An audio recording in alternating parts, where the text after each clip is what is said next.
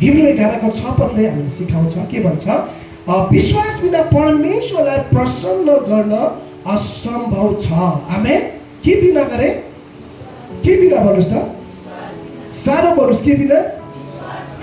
के बिना भने विश्वास बिना, प्रार्थना बिना पनि भन्ने छैन, वचन बिना पनि भन्ने छैन, उपासना बिना पनि भन्ने छैन। किन भन्ने छैन? किनभने विश्वास नै सबै कुराको के हो? मेन मूल हो मेरो प्रिय, मेन जग हो। आमेन। यदि तपाईले मैले मेन मूललाई, मेन जगलाई पक्र्न सक्यौं भने अनि हामी प्रभुलाई प्रसन्न, बाइबलले के भन्छ? विश्वास बिना हामी प्रभुलाई प्रसन्न गर्न सक्दैनौँ। तपाईको प्रार्थनामा पनि विश्वासको कमी छ भने हामी प्रभुलाई प्रसन्न गर्न सक्दैनौँ। हाम्रो प्रार्थना शब्दमा नै खत्तम हुन्छ, शब्दमा नै टुङ्गेर जान्छ, वर्ड्समा नै टुङ्गेर जान्छ, हैन? त्यसले गर्दाखेरि आज बाइबलले हामीलाई के भन्छ कि विश्वास बिना परमेश्वरलाई प्रसन्न गर्न सक्दैन। अब तल मजा कुरा भन्छ त्यसै के भन्छ? किनभने जो परमेश्वरको नजदिक आउँछ, आमेन, जो कहाँ आउँछ अरे? परमेश्वरको कहाँ आउँछ? प्रभुको नजिक आउँछ। हामी कसरी प्रभुको नजिक आउँछौँ? हामी वचन पढ्दा प्रभुको नजिक आउँछौँ, हामी प्रार्थना गर्दा प्रभुको नजिक आउँछौँ, हामी आराधना गर्दा प्रभुको नजिक आउँछौँ। आमेन। अनि बाइबलले के भन्छ? जो प्रभुको नजिक आउँछ, कहाँ आउँछ अरे? जो प्रभुको कहाँ आउँछ? नजिक आउँछ। आमेन।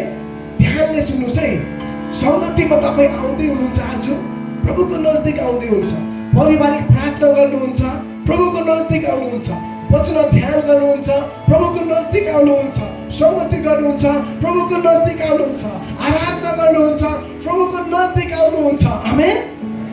बाइबलले के भन्छ? जो कोही प्रभुको नजिक आउँछ त्यसले परम परमेश्वर हुनुहुन्छ र उहाँलाई खोज्नेहरूलाई प्रतिफल दिनुहुन्छ भन्ने पक्का विश्वास गरौँ। आमेन। जब हामी प्रभुको नजिक आउँछौँ नि परमेश्वर हुनुहुन्छ भनेर विश्वास गर्नुपर्छ। आमेन।